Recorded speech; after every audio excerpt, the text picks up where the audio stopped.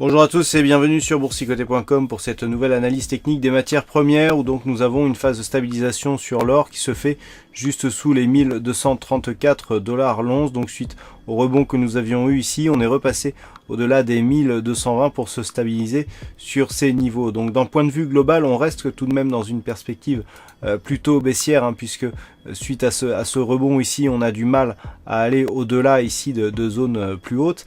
Alors il faudrait vraiment repasser au-delà de ce point haut significatif que nous avons ici à 1264 $ l'once. Tant que les cours se stabilisent ici sur ce niveau, on le voit que par rapport à ce retracement de Fibonacci, on est vraiment dans la zone 50-61,8. Donc toujours plutôt une perspective baissière.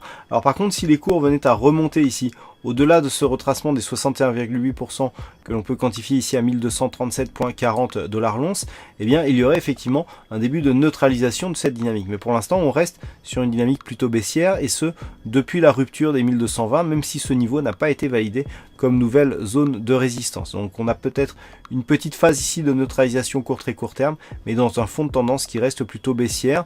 Toutefois, il faudrait valider ici une rupture de cette zone de point bas pour confirmer ce retournement de tendance. Et sur le WTI, il semblerait aussi que l'on confirme l'accès baissier que nous avions eu ici suite à la rupture de la zone des 51,50 $ le baril, puisque dans l'élan on est venu casser donc le support oblique qui définissait la tendance haussière moyen long terme pour valider ce niveau comme zone de résistance oblique. On continue à osciller ici sous la moyenne mobile 50 arithmétique. Le contact que nous avons eu ici sur la bande de Bollinger supérieure n'a rien donné. On a à peine retrouvé ici moyenne mobile comme zone de support avant de revenir directement sur la zone sur la bande de Bollinger inférieure. Donc on est vraiment dans une phase de stabilisation, mais d'une dynamique qui reste fortement baissière. On le voit par rapport au point bas.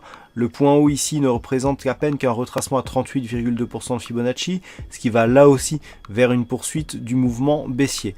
Donc si les cours continuent ici à mettre une pression sur la bande de Bollinger inférieure, on pourrait bien revenir ici sur ce point bas significatif des 47 $ le baril, et en cas de rupture, eh bien on aurait une nouvelle possibilité d'accélération baissière en direction des 43,20 $ le baril. Voilà ce que nous pouvons dire donc sur ces analyses techniques de matières premières. Passez une bonne soirée, de bons trades, et on se retrouve dès demain pour d'autres analyses techniques, toujours sur le site boursicoté.com.